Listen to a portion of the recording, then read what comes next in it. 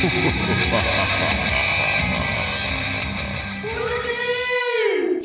everybody, and welcome back to For the Booze. For the Booze. That's right. We are back for another week, and this is a special one. You shared a little bit with me this week, which is rare. It is a very interesting topic.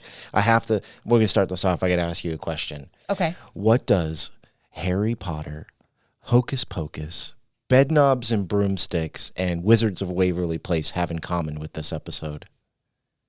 Absolutely nothing, because they were all pretending to be witches and stuff. But the topic of the week, they weren't pretending. Oh. They were doing. Oh. And okay. a lot of this story people will know from a certain individual who lived here. But there is more to the story, obviously. Mm-hmm. And this week, we are going to be doing our first episode in Scotland. Yeah. You know, motherland of my people. Yes, I'm so excited. Scot-Irish. But and we are going to visit a very infamous house called the Boleskine house. Boleskine? Yes. Okay. And it was the former home of two very historical figures, one who is still alive, Jimmy Page from Led Zeppelin, and of course, the Beast of Boleskine. God, I'm going to mess that up. The Beast of Boleskine, Mr. Aleister Crowley. Mr. Crowley. Hey, don't get us copyrighted. Come on now. I can't help it. I'm sorry. This is a very interesting story. There's not as much towards the end as I would normally like, but I honestly think that a lot of the stuff that happens towards the beginning makes up for it. Oh, okay. It is wild. Well, I am super excited. It is wild. Wild. So get your cool whip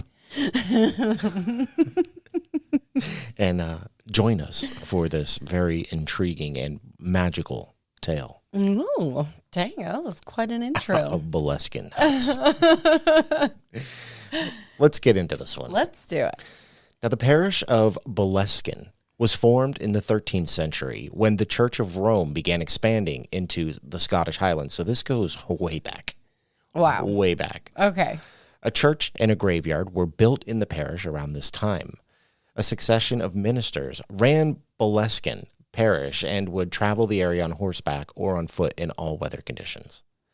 Now, long before accounts of occult magic and hauntings, Minister Thomas Houstan was even said to have had the task of hastily laying animated corpses back in their graves after a devious local wizard had raised the dead in Boleskine graveyard. Oh, I'm sorry. What? And this story was actually uncovered by a dinner guest of a man named Malcolm Dent, who was friend and housekeeper during the Jimmy Page era of ownership. Wow. I mean, how? Who knows if it's true? This is the legend, the story anyway.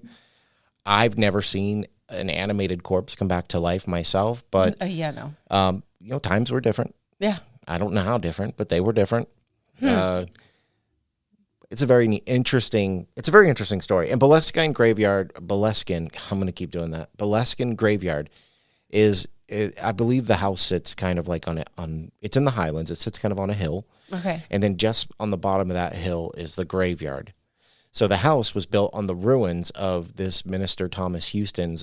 They called it a kirk. It was a church, and every kirk had a manse, and a manse was the minister's like little house. And this house was said to be so incredibly poor that it barely had walls, and the floors were lined in the bones of the people waiting or people buried. And it was so much so that there was an account by a traveler during that time period who said when he went to visit, even the dogs on the property would run around with human bones in their mouth. What the? Yeah. What? It's a different time. Obviously. But just to give you an idea of what it was like during that time period. And let's be real, during that time period, lots of legends and stuff came out of that. Well, yeah. This is also right on the coast of Loch Ness. Ooh. It's in that area. So you got all kinds of stuff going on over here. So it's a spooky little area to begin with. Now, Boleskine House is allegedly built atop the ruins of an old minister's house that became ruined during the 18th century. The house overlooks Boleskine Cemetery at the foot of the hill, which is home to old war graves from the Jacobite Rebellion. Now, the manor and the cemetery are allegedly inexplicably linked by a tunnel leading from the cellar to the graveyard, possibly as an escape route for the church, or an entry point into the house used by the gentry who own the house. The manor also overlooks Loch Ness of Loch Ness Monster fame. And from what I understand, this tunnel really does exist. That's really cool, actually. Very cool. That's really cool. Now, it is rumored that before it transferred from the local parish to private ownership, that Boleskine stood as a military installation or lookout point during the rebellion years and the construction of General Wade's military road where it is located. That's the name of the road. European roads, I don't know how you guys do it. They're very, very, very strange. Like, it was like A7, 8, or X, something. What? Yeah, say, I don't know. Oh, okay. I don't get it. Yeah, we have numbered roads here, but nothing with... I mean, we have named roads, but nothing like A7, 8XH. That's also how their zip codes work. I don't get it. Yeah, it's weird. I don't know. But to be fair, our stuff probably sounds weird to them. Oh, yeah, absolutely. Now, the house known as Boleskine House that stands today was constructed in the 1760s by Colonel Archibald Fraser as a hunting lodge. His father was Simon Fraser, 11th Lord Lovat, or the Fox, and was the notorious Fraser who kept switching sides throughout the Jacobite uprising, and who was later executed by beheading for treason at the Tower of London. Sweet. Wow. Very metal. Okay. The original hunting lodge was expanded continuously over the years by the Fraser family until around 1830. All the rooms were situated on one floor with 4 bedrooms, a kitchen, servant's attic bedroom that was above the kitchen, lounge, drawing room, and a library. Now, in comes the infamous Aleister Crowley, known by many names, the Beast of Boleskine, the wickedest man in the world, Great Beast 666, and the other Loch Ness Monster. I never heard that one before. Rad. He was obviously an infamous occultist, a mystic, and a master Satanist of the 20th century, claiming that ordinary morality was for ordinary people. That's right. Metal. Now, Crowley bought Boleskine House in 1899 from the Fraser family. So that family lived there that whole time. They lived there for a long time, 100 years. That's amazing. That's a few, cool. That's a few generations of family. Yeah, I'd say. And back then, people didn't live like as long as they do today. So That's a myth. What? That's a myth. Nuh-uh. People did live as long as we do today. Look into it. I'm telling you. Okay. Maybe not during like medieval times. I'm saying but they're This is the going to wars and all kinds of stuff. We go to war now. I understand that, but the Jacobite War and Jacobite. There you go. Jacobite. But all these things little tiffs with other people and they just go to war. I mean, yeah, but we do have war now. I'm okay. Maybe a bigger majority of the population lived longer, but people lived as long then as we do now. Okay. Especially rich people. They had access to all the stuff needed to stay alive. Yeah. He bought the house from the Fraser family to seclude himself and perform magic from the Book of Sacred Magic of Abramelin, the mage Abramelin. I knew I was going to struggle with this. I don't really know how to pronounce that. Abramelin, the mage, whatever. Which he discovered as a member of the British Secret Occult Society, the Hermetic Order of the Golden Dawn.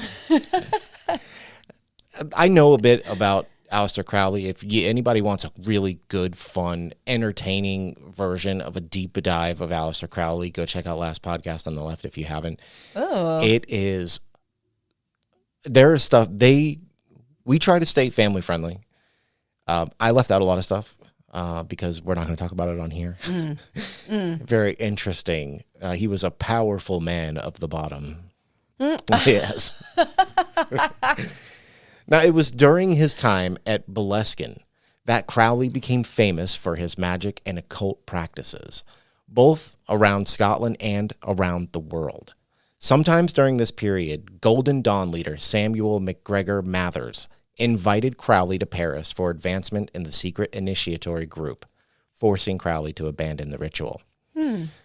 This is a big deal, and this is a huge part of a lot of the legend that comes from this house. Wow. Okay. Now, it said he left without dispelling the 12 kings and dukes of hell that he had summoned, and many locals blamed the house's unlucky history on evil spirits left behind.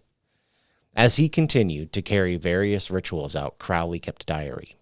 At one point, he claimed that he had been performing in a particularly sunny room when it suddenly turned completely dark, which prompted him to have to use artificial light so that he could carry on.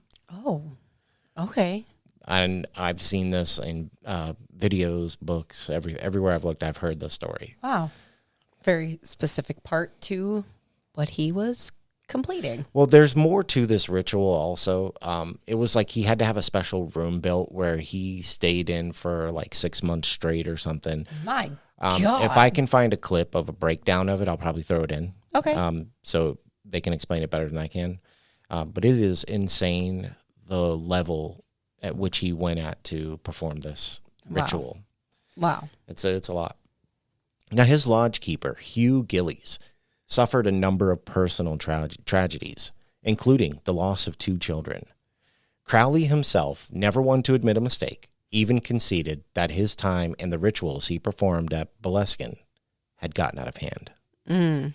And if you know anything about Aleister Crowley, nothing was too out of hand for him. Right. So everything was just accessible and doable. Yeah, to say the least. But so for him to say things got out of hand, things must have really gotten out of hand. Yeah. And there is more that happened there. A lot of rumors of sexual assault. And just if you want to know more about it, look into it. Okay. There's a lot of stuff that went down there. Now, there are even rumors that Crowley summoned the Loch Ness Monster for its famous photograph in 1934. What? But of course, I'm pretty sure that's been pretty widely accepted to be a fake photo. Mm-hmm. Now, he is a man surrounded by very strange event and has many labels attached to him, including rape and sexual acts that may or may not have involved minors. So, I mean, as metal as he was, not always a good guy. He lived by a different set of rules than the rest of us. Yeah. After returning from Paris, Crowley didn't spend as much time at Boleskine. I keep messing it up. And he sold the property in 1913. After it was sold, the manor wasn't free from the dark energy that constantly surrounded it. In 1965, an Army major named Edward Grant, who had bought the home, committed suicide by shotgun in Crowley's old bedroom. And I do know from an article that I had read that the housekeeper found him just like seconds after it happened. Oh, no. Yeah, like immediately. Oh, no. I'm sure that was pretty traumatizing and disgusting. Yeah. I'm sure his head was everywhere. Boleskine was then registered in the ownership of Dorothy C. Priestley, and plans were introduced in 1926 to make significant alterations and extensions to Boleskine House. However, these plans never came to fruition. Now, Boleskine House passed through a series of owners after Priestley, being purchased by Foyers Hotels Limited in 1944, then to David Shirley Crichton Simpson. Why is his name so long? In 1946, who, a year later, sold the property to John Robert Rankin Fullerton of Noblethorpe, Barnsley, Yorkshire. Another super long name. Wow. Calm down on the number of names, please. That's a lot. So weird. Now, Boleskine House next came into ownership of Mary Verrett Grant, otherwise known as Mary Lorraine, in 1960. Now, it's alleged that while at an art exhibition in Inverness, Mary Lorraine met Molly Lorraine, but they're not related, who was fascinated by Boleskine's mysterious lore and wanted to buy the property. When she met Mary, who shared her surname, it was too strange to call it a coincidence, and she convinced her husband, Dennis Henry Lorraine, to purchase the property. And he is known as, what did they call him? The Casanova con man, I think is what they call him. Oh, wow. And I'm pretty sure he's well known in Hollywood of that era. I don't know how he ended up here doing this, but yeah, whatever. right. It's very strange. Now, they purchased the estate in 1963 with the intent to use the land as a pig rearing operation. However, Lorraine, who was by now a career con man, was establishing a pig feeding farm at Boleskine as a ruse for the ongoing Cadco scandal further south in Glenross. By the time the law had caught up to Lorraine, he had sold Boleskine House and fled back to the United States. Now, I did my best to understand this scandal, but I believe it goes as follows. Dennis Lorraine acquired loans to build a giant pig farm operation that would employ 2,000 people in the area. And he went on to sell shares of this farm, but the farm was actually never built. And then he took the money and ran, and this went down as the Great Sausage Scandal. That's what they called it. Wait, what? That's what they called it. Okay. It was, he like put it out there that this was a thing there during this time. He wasn't the only one, but I think he was the biggest one. Oh, okay. And he said he was building this place and, getting loans and stuff because he was about to open up 2,000 jobs. And this is it's not a huge area. Right. So that's something they would have needed. Yeah. So they were happy to do it. I think he even went on to like hire contractors and everything. So they were like selling shares of the farm. Wow. But then they just never did anything, and they took all the money and left the country. That is so mean. Quite a scam. Yeah. Because I'm sure they got pretty rich on that. Now, the Led Zeppelin guitarist, producer, and collector of Crowley memorabilia, Jimmy Page, was the next owner of Boleskine House in 1971. Now, Page wanted to remodel the house with a Crowley-like theme. Being in one of, if not the biggest rock bands at the time, Page spent little to no time at the house itself, instead asking trusted friends of his to occupy and overwatch the house. And this is going to be our first kind of venture into paranormal stuff starting here. Okay. Those who watched over the property for Page included Eric Hill, Barristan Colby, and Malcolm Dent. And this is where things start to get interesting. Although Jimmy Page never spent a great length of time there, he did everything he could to return the house to how it would have looked during Crowley's ownership. He commissioned an artist, Charles Pace, to paint some Crowley-esque murals on the walls. Now, these were based on the murals in Crowley's Abbey of Thelema in Sicily, discovered by Kenneth Anger in 1955. This is where in the timeline it gets interesting, but you will have to come back to the second half to hear what happened. I'm not giving it up that easily. Oh, sneaky. Yeah, well, got to keep it separated. Now, Page sold Boleskine to Ronald and Annette McGillivray. Yeah, McGillivray in 1992 for £250,000. I have no idea what the conversion is on that because I don't really, I don't even understand the UK money. Now, the McGillivrays were related to the Frasers. Now, Ronald sought to reestablish Boleskine as a Fraser estate once more. There, they would gather and share memories in the gardens of Boleskine while traditional bagpipes played for large parties. Cool. Bagpipes are sweet. I love bagpipes. They're so cool. Yeah, I love them. Upon Ronald's passing, Mrs. McGillivray, why is that hard to say? Because it looks like a lot. Mrs. McGillivray sold Boleskine in 2002. When asked whether she had experienced any mysterious occurrences at Boleskine House, Annette claimed that she experienced, quote, absolutely none.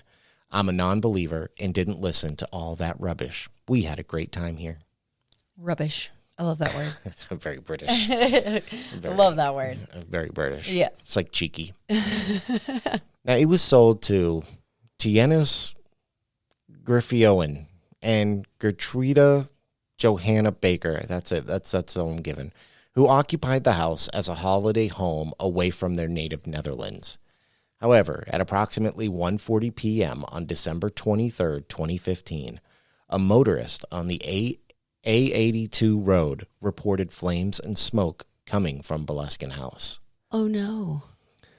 When fire crews arrived, it is estimated up to 60% of the house had already been incinerated, with flames rising up to 20 feet high, or for our European listeners, 3 meters. That's a big fire. It's a big fire. Wow. The firefighters concentrated on the west wing of the house as the rest of the building had already been severely damaged. The owner's business partner and daughter had gone shopping and returned to find the house ablaze. The fire was thought to have started in the kitchen. However, nobody was believed to be in the house at the time of the fire, and there were no reported casualties. The house was then deemed uninhabitable. Yeah, I bet. That's but houses have awful. Houses have fires, and people go back to live at them. It's weird because, we're talking about this house that people were living in. Mm-hmm. But when you look at it now, I think they've actually restored quite a bit of it now. But when you look at it a few years ago, there's no roof. There's trees growing through the middle of it. Whoa. It looks like nobody lived there for decades. So I don't, if they have redone it since, that is a hell of an undertaking. Well, I know they've redone it to at least a certain extent because you can go there and you can tour this place. Oh, yeah, that'd be cool. It was taken over by a foundation, and you can set up and go walk through. I just don't know how much of the house has been redone, but they are redoing the house to its the way it used to look. They're not trying to make it a new house. They're trying to make it look just like it would have back in the day. That's really cool. Yeah, I think I would rather see that. Yeah, absolutely. In April 2019, Boleskine House was put on the market. It was purchased in the following July, and the Boleskine House Foundation, SCIO, was established shortly after. They are currently aiming to return the manor to its former glory. The foundation has been awarded £250,000 via the National Lottery Heritage Fund to help with its work. The money will go towards the cost of restoring the interior of the house and will help support the charity's community engagement program. With the Boleskine land now disposed, and I said Boleskine again. You've said it a few times, yeah, but whatever. I'm not going to. With the Boleskine land now disposed into the ownership of the charity, it is intended that Boleskine House will remain a charitable cause for years, decades, and centuries to come. Super cool. And it's cool. That is awesome. It is a cool house. I'm sure if you're watching, you've already seen pictures of it. It's nothing grand like we're used to seeing. I mean, it's not a bad house either. Mm-hmm. I mean, but it is a two almost 300, what is it, 1790, 1890, 1990. I mean, it's 230 years old. Yeah. Which is honestly, that's old. Now that I've seen it and I'm thinking about that, it's kind of impressive how modern it looks if it was built in 1790. If it was born in 1790. Hey, I corrected myself. Because it doesn't, the more I think about it, I've seen it, it doesn't look like it would have been built in that time. Maybe they were just ahead of their time. I don't know. But there's a lot of rumors about the land, obviously, especially with stories back about, Minister Houstan laying animated corpses back. Yeah. There's other believed stuff that has happened on the land. This land doesn't just go back to when we started the story. It goes back much farther. This was picked land back in I think the 500s. 500s? Yeah, and then Rome came in and kind of took it and started to, grow out that direction, and that's where we kind of came in. But there is a history before that. Wow. I mean, it's Scotland. People have been here since people. Yeah. It's crazy. Very old land.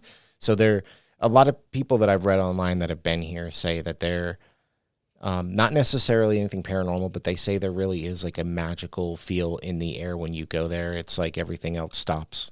And it's, it's damp, it's cold, it's dreary, but it's beautiful. Somewhere I'd love to go. Scotland and Ireland and all that's on my bucket list. Absolutely. But this place it's got some history, to say the least. Some stuff has went down here, and it's, we talk about in the past and how things are connected and all that. And I mean, there's no weirder connection that you can get than Aleister Crowley. Mr. Crowley. Let me get us copyright.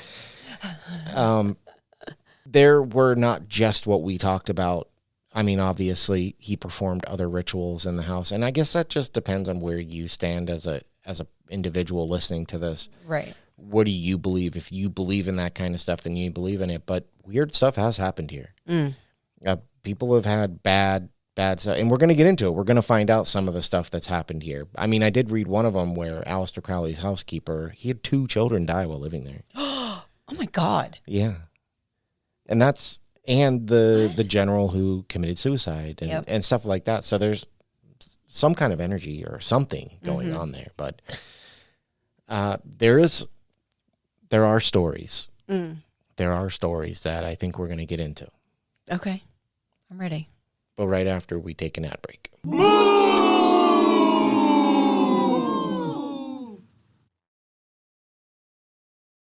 And now, Booze Crew, back to the show. So are you ready to get into the stories? I really am. Okay. I'm excited for this, and I'm not sure why. They're interesting. This is an intriguing place, It for is, sure. It is a very curious one. Yeah. Magical, if you will. Ooh. Now, there are many notorious houses worldwide, but one of the most storied is, of course, Boleskine House. A strange case, many believe it to be a portal to hell, with the house's past deeply rooted in the macabre and ritualistic magic. Much of the house's reputation, of course, has to do with Aleister Crowley, but it was an infamous location centuries before the Thelemite leader purchased the property. The story of Minister Thomas Houstan claiming to have been tasked with laying the animated bodies back to their graves after an evil local wizard raised the dead in Boleskine graveyard. Understandably, this set a precedent for all things to come, with the house finding it impossible to escape its morbid reputation. The home is believed to be a home to dark energy. Perhaps it is the rituals Crowley performed here. When even his housekeeper, Gillies, suffered several immense tragedies, including the death of 2 children. After General Grant's suicide, a newly married couple moved into Boleskine. However, the happy marriage didn't last. With the house's evil atmosphere interrupting proceedings, the wife was blind, and after a month, the husband walked out on her, leaving her wandering around, confused and heartbroken, unable to make sense of the matter. What an ass. What a jerk. What? That's rough. I couldn't, Dude. when I found that, I was like, what? Wow. That, Like, oh, you're blind. No, I'm out. What? I Get think she outta was here. already blind. Yeah, she was already blind. The wife was blind. Oh, okay. I thought like she went blind after that. Okay. Sorry. I But mean, still, maybe, what but an that, ass. That is possible. I didn't come across that, but it is possible. But man, that is so wrong. So bad. If you went blind, I would just smack your butt and you wouldn't know where it was coming from. Now, by the time Jimmy Page bought the house, it was pretty run down. And initially, he thought it would be a great environment to write songs in. He spent little to no time there and left it in the care of his close friend Malcolm Dent. This poor guy. Oh, no. Now, it was Dent who was to experience the most shocking things. Dent once recalled, quote, "Jimmy Page caught me at a time in my life when I wasn't doing a great deal and asked me to come up and run the place. I never did establish why he fixed on me," end quote. He continued explaining that when he moved into the property, quote, "it was a wreck. It had been more or less abandoned. There'd been at least one fire there. Parts of the building were missing, and it had been badly patched up. The grounds, which at one time had been very nicely laid out, were gone to hell," end quote. There were more fires in the past. I think this place had 3 or 4. Oh, my God. Yeah. Wow. It's been over the years, though. I mean, it's been fixed up, burnt, fixed up, burnt. That's a lot. Dude, It is a fire lot. is rough. It's rough. Well, there's a claim that people make that there's so many fires because it's hell opening up to claim what's theirs. It's kind of cool. I get it. Now, Dent was a skeptic when it came to the paranormal and the house's connections to it, but strange things started happening to him before long. He heard rumblings from the hallway, which only stopped when he went to investigate, but continued when he went back to his room. Intrigued, this led him to researching the house, and one day he came across a text explaining that the rumbling was said to be Lord Levat's head, which was strange as he was executed in London. Now, Dent would explain, quote, "Above Boleskine, there's a place called Erogi, which is supposed to be a geographical center of the Highlands. Boleskine was then the nearest consecrated ground to Orogi, and it's thought that his soul, or part of it, ended here. End quote. Unfortunately for Dent, the worst was yet to come. He would endure the most, quote, terrifying night of my life when living at the property. In the middle of the night, he was woken up by the sounds of what he thought was a wild animal snorting and banging on his bedroom door. Understandably petrified, this continued for what seemed like hours. Dent was too scared to open the door until morning, and found that there was nothing there. Chillingly, when looking back on the ordeal, he said, quote, whatever was there was pure evil. Oh, my God. Now, one night, a friend stayed over, and she awoke in the middle of the night, panicked as she claimed she had been attacked by, quote, some kind of devil. Heightening the sense of dread, doors started to slam open and close, chairs moved around, and rugs rolled up on their own. What? That's intense. That's all, dude. Allegedly. Mm-mm. On the website spookyisles.com, in an article about Boleskine House, I was able to find this also. Quote, there was the old disused hunting lodge set in a spectacularly scenic spot for a picnic, a house that beckoned the curious in for wary investigation of its echoing rooms. This was haunted by a white lady, but no one could tell us why she flitted through the gloomy chambers of the servants' quarters. And I found another article that said some point in the house's history, there is a bridge right up the road where I don't know if it's fact or not, but it is said that a bride and groom on their wedding day riding the carriage fell off the bridge and died. Oh, my God. On their wedding day? On their wedding day. They didn't even get to do the fun thing. They were on their way. To do the fun thing. But this is where a lot of it actually ends. What? The stories of ritualistic magic, demons, and hauntings all seem to be subsided since the home was burnt down. But recently it was open to visitation about a year ago. So what do people going there have to say about it? Of course, we went to the internet to find out. And honestly, I was very disappointed. I truly hit a roadblock. I expected this place to be riddled with stories. I guess thinking back on it now, though, you know, it was a lord's home, then another rich person's home, then Aleister Crowley's home, Jimmy Page's. So this place wasn't like open to the public or anything. Right. Somebody owned it for almost the entire time. Yeah. And then even like when it exchanged hands a few more times, like people were just, it was a house. People were living here and it was a house. It wasn't set up for, you know, visitation until like, I don't know, like a year and a half ago, maybe. That's crazy. So after the foundation got it then? Yeah. And did their renovations? I think they fixed it up enough to start letting people come out to the property. Okay, that makes sense. I'm still not 100% sure how much of it has been done. I just know that one of the pictures I saw, but it might have been from right after the fire, there was like no roof. Like the whole building's just open. And there were like trees growing in the middle of it, which is weird to me. It is super weird, but again, we've brought it up before. That always reminds me that Life After People documentary. But this would have been such a short period of time. It's not like, all right. So you're saying, like had a full-grown trees grow in the middle of a house. Let me clarify. I'm not saying I'm surprised stuff grew there because, I mean, fire, it puts nitrogen into the ground, which makes it more fertile. Yeah. I get that. I used to be in landscaping. But it was the time frame.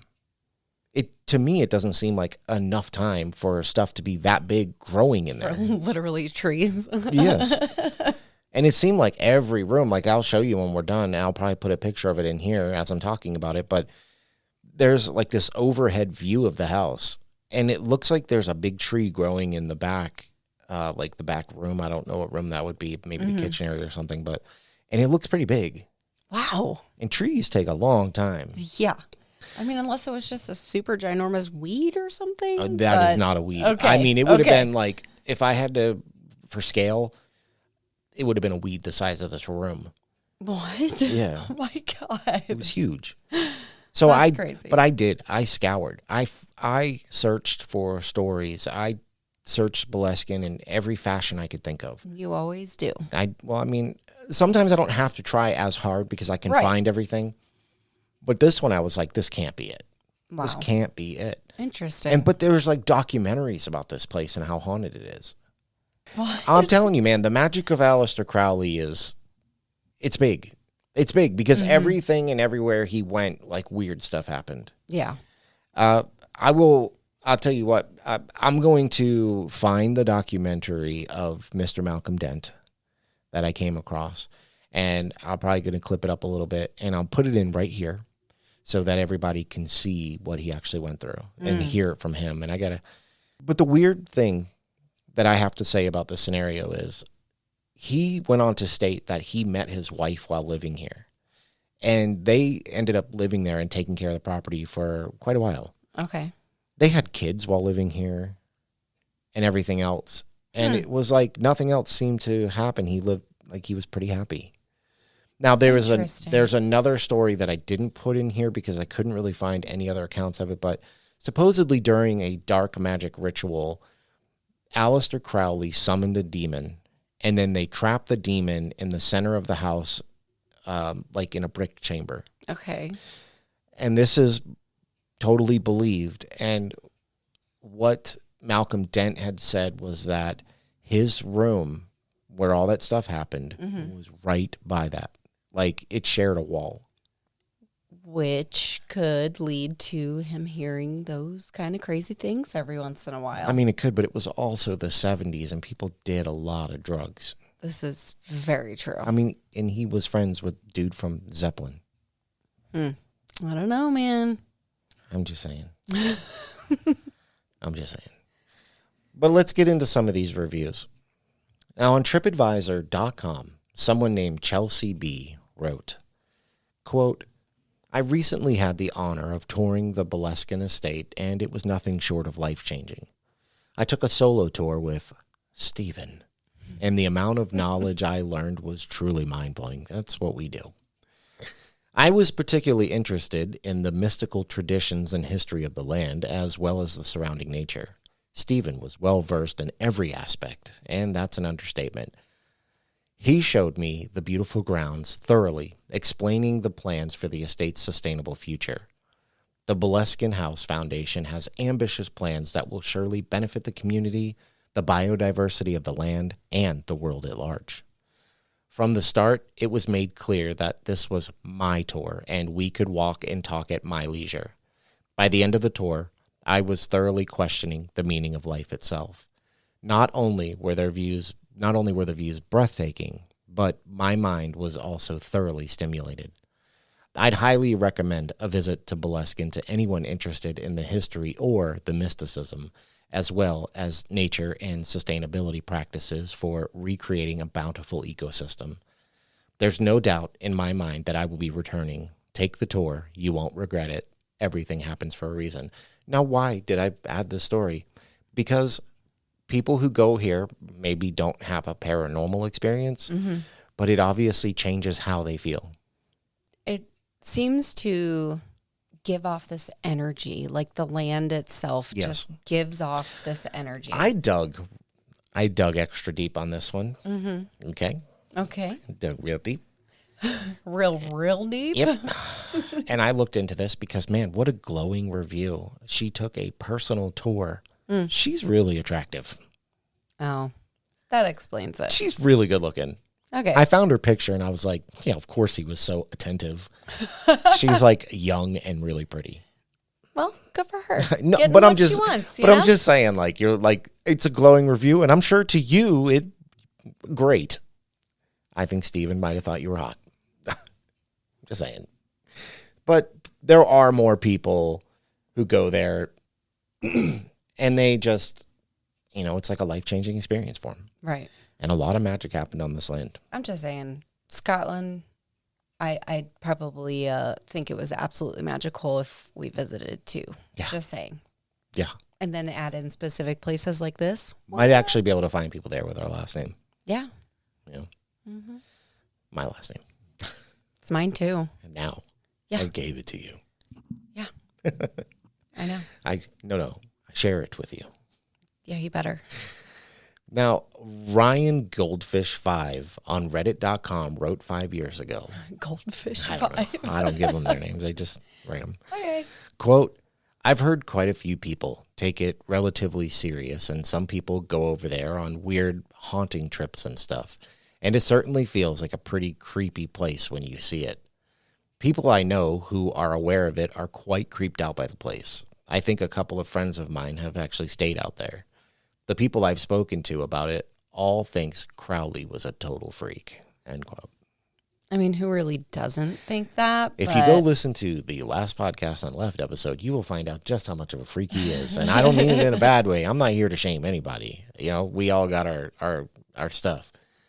But man, he was, he makes me blush. Oh boy, that's hard to do. Yeah. So, don't tell people that. They're going to think I'm some kind of what?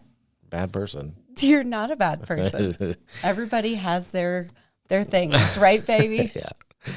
Now, on the same Reddit thread, someone named Crozer27 wrote, quote, I worked with a couple people who had worked out there. They didn't say it was haunted as such, but weird stuff happened. Cold breezes in closed rooms, doors slamming, etc. Also, there was a pond that local sheep kept drowning in, but that might be more down to sheep being dumb, end quote. And like, to an extent, I agree with this. If you found a sheep or two, maybe. That's exactly what I was thinking. But if sheep are always drowning in there, something else. Maybe something's drawing them to the water. Something else is going on. I mean, that's the first thing I thought of was like, if you said a sheep drowned there. Right. I'd be like, yeah, what a dumb sheep. Or 2, maybe 3. But if it's something over that a span of time continuously happens, something is drawing them to the water. Ooh, creepy. Now, one last one from TripAdvisor.com in August 2023 from someone named Higher Than Your Lamib. I don't know. Lamib? That's what it looks like. It does look like that. They wrote, quote, it was one of the best things we did this holiday. Visited Boleskine house one day during the week. We were really the only ones there. We couldn't go inside, but had wonderful audio tour and view of the house and its surroundings. Spoke to Stephen, a volunteer there, and he was so helpful and told us many interesting things.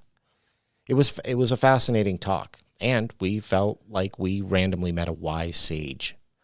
Thank you so much for the experience. I highly recommend this for anyone interested in Aleister Crowley and the magical past. Thank you, unquote. Stephen's the man. For real. I'm just saying, like, and these weren't the only accounts I found of this amazing guy named Stephen. Like, people love this guy. He must be, like, an incredible guy. You must have got the audio tour because you were a dude. You weren't a hot 20-something-year-old girl. He was like, yeah, I'll let you in. Come on in. It'd be cool, but he ain't talking to you. Yeah, right. Be like, here, you get the pamphlet. Feel free to walk around. But I'm telling you, many, many, many reviews brought up Stephen. Wow. So, Stephen, if you're out there, keep doing what you're doing, man, because you're a good guy, apparently. People love you. Good job. People love him. It is just so weird how many times I saw his name pop up. That's in a pretty review. cool, though. That's pretty cool having, for having somebody who knows what they're talking about the place and then has, like, the personality to, just make all these people feel so comfortable and, really, really enjoy their tour. There was not one bad word spoken about him. Wow. Not one. That's pretty cool. And there were complaints from the past, like past tour guides, but not him. Wow. So super cool. I just think that's a very strange because usually, like, if you find a place, people will complain about somebody that other people will like. Not this guy. This dude is seemingly loved by everyone he comes in contact with. Stevens, we're just the best. Yeah. Now you are. Now, this is where the story ends. Whether you believe in magic and black rituals, hauntings, cursed land, and whatever else it may be, it does seem like something is happening here. But what that is, it's up to you to decide. And that's it. That is where the information train, pulled into the station. It wasn't going anymore. Well, that kind of sucks because now I'm just kind of, But I don't know. You have to give it its due as far as, like, this was Aleister Crowley's house. So even, let's just say, for the sake of argument, you don't believe in any of that stuff. Right. But we have talked in the past that we do believe in things that happen in a place that leave an impression. Mm-hmm. And things did happen, not even magical things. Things happened when everybody's lived there, mainly before Jimmy Page, honestly. Mm-hmm. Like, that's when the worst of it happened. Yeah. But people died there. We got into people being SA'd there, minors, just, bodies. There's bodies everywhere. You got to remember that. Children died. There are bodies everywhere. Yeah. The cemetery, I'm sure, is, one contained little area, but I am sure there are bodies all over that property. Wow. So that's what I'm saying. You have to kind of think of it in that way, because while you may not believe in magic, I don't even know where I stand on that, because it's interesting to obviously, but I don't know if I believe in it. But I do believe that there are bodies and things happen there. And we've said time and time again that, that's what we think does it. Right. So I don't know. It's confusing. I don't know either. Well, you better figure it out, because I got to ask you a question. Is it real? These are always my favorite times to hit you with this. Baby, Mrs. Me. Mm-hmm. Yes, Mr. You. When it comes to Boleskine House, I always want to call it Castle for some reason. When it comes to Boleskine House and the magical doings of Mr. Aleister Crowley, do you believe that it's haunted?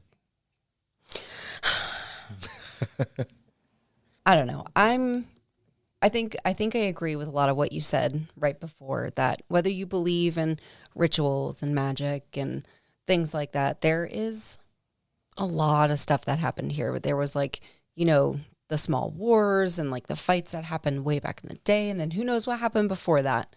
So I'm going to say, I'm going to say there is definitely the recipe here for things to happen. People have had experiences here, whether they believed it to be paranormal or not. It's definitely some of those unexplainable things. So I'm going to say, yeah. Okay. What about you, babe? I'm going to say yes. Oh, okay. I did not expect that. I don't know if I believe in the magical aspect, but the one thing I do believe is that they believed.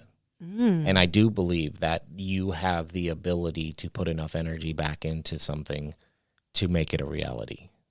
That was a very good way of putting that. And again, people are buried on this property. People died here. People probably died here in ways that we can't even fathom. Right. Ways that we couldn't even comprehend, because we live in the modern age. I don't think I'd want to, but yeah.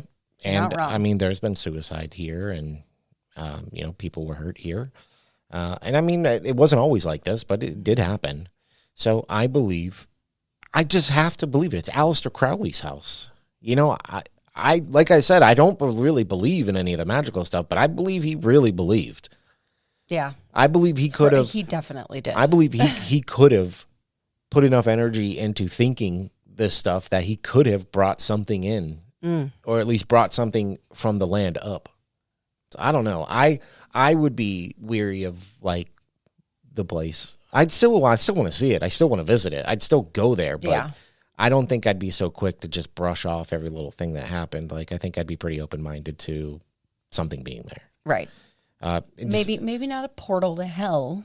I don't know, because it is odd that this place catches on fire all the time. I mean, that is kind of crazy. And that is a good line that I read, that, that's hell trying to reclaim what belongs to it. And Aleister Crowley was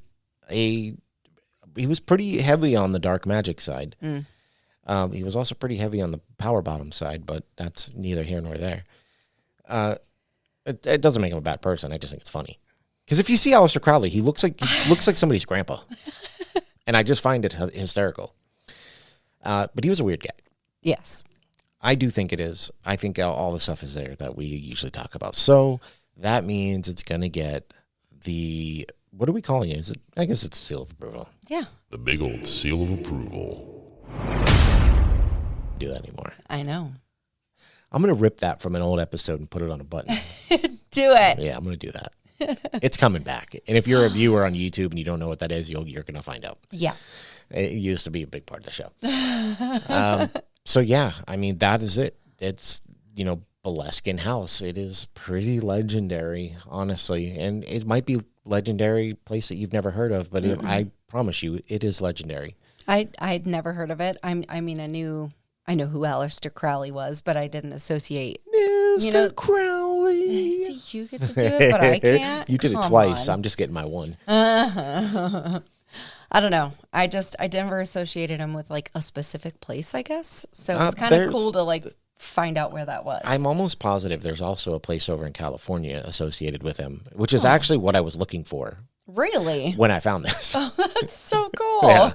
So who knows? Maybe there'll be another one coming up. But before we end this thing out, I do want to give a shout out to my niece, who goes by Silver in the Ghost Pack, I believe, on YouTube. That's right. And she's been watching and sharing our episodes with her entire community. And, she's my niece. Of course, I love her. And keep up the good work. I actually watch them all the ones she does on us, and I comment. And if I can get into a live, I pop in. We did that. Was it last night?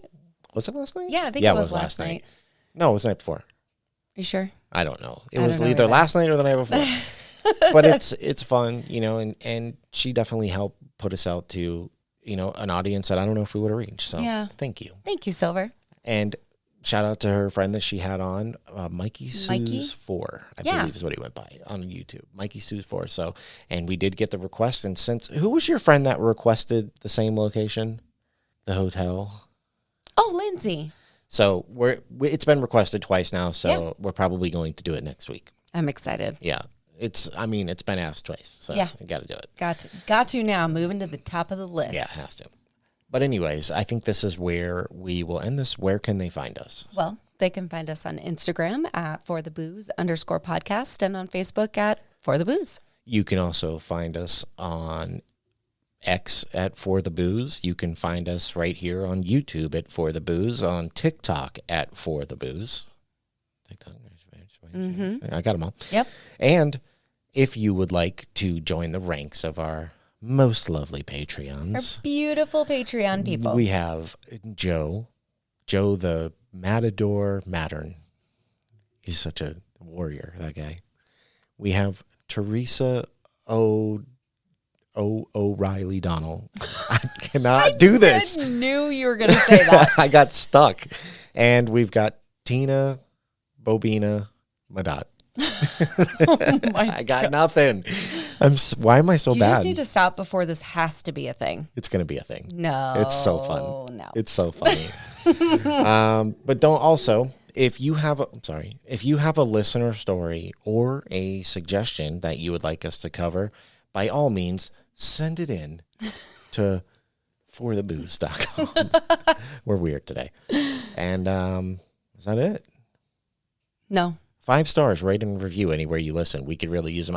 That's right. I think I keep forgetting. Like, comment, and share if you're watching on YouTube. That too. She's smart and pretty. I think I keep forgetting to say it because it's just not happening.